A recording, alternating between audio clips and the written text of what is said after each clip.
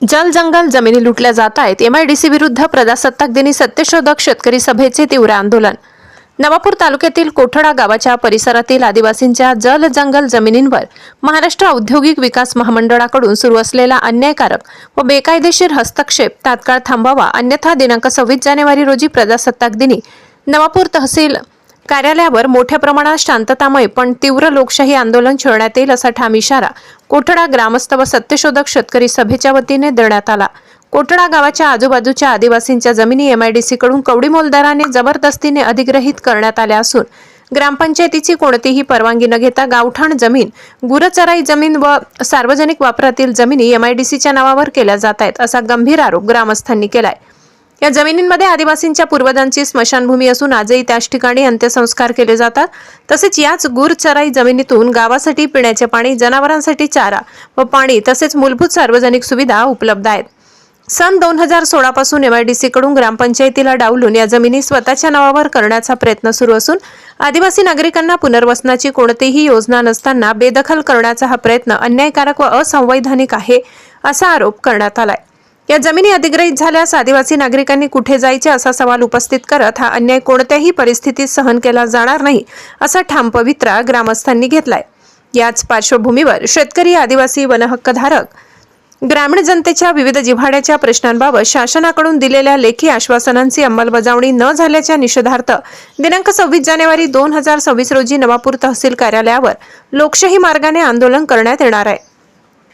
दिल्ली येथील ऐतिहासिक किसान आंदोलनाला 5 वर्ष पूर्ण होऊनही MSP हमी कायदा व इतर आश्वासनांची अंमलबजावणी न झाल्याचा आरोपही यावेळी करण्यात आलाय. निवेदनात पुढे नमूद करण्यात आले की खांडबारासह संपूर्ण नवापूर तालुक्यात वनहक्क कायद्याची योग्य अंमलबजावणी न करता थेट अंतिम आदेशांच्या नोटिसा काढून आदिवासी शेतकऱ्यांना जमिनीतून बेदखल केले जात आहे. चुकीच्या पद्धतीने रद्द करण्यात आलेले सामूहिक वनहक्क तात्काळ मंजूर करावे तसेच पेसा कायद्याची प्रभावी अंमलबजावणी करावी अशी मागणी करण्यात आली. ग्रुप ग्रामपंचायत करंजी बुद्रुक अंतर्गत मंजूर असलेले पानंद रस्त्याचे काम कोणतेही लेखी आदेश किंवा नोटीस न देता बेकायदेशीररित्या बंद करण्यात आल्याचा आरोपही निवेदनात करण्यात आलाय. सदर रस्ता हा शेतकऱ्यांच्या स्वतःच्या मालकीच्या जमिनीतून जात असून कोणतीही अतिरिक्त वनजमीन वापरलेली नसताना संबंधित वन अधिकाऱ्यांनी काम बंद पाडल्याने जबाबदार अधिकाऱ्यांवर कायदेशीर व प्रशासकीय कारवाई करून रस्त्याचे काम तात्काळ सुरू करण्याची मागणी करण्यात आली.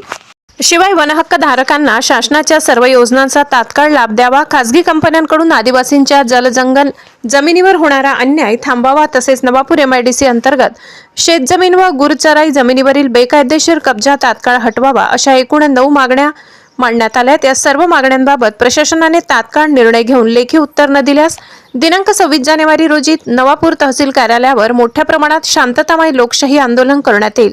आंदोलनामुळे कायदा व सुव्यवस्थेचा प्रश्न निर्माण झाल्यास त्याची संपूर्ण जबाबदारी प्रशासन व वन विभागाची राहील असा स्पष्ट इशारा देण्यात आला.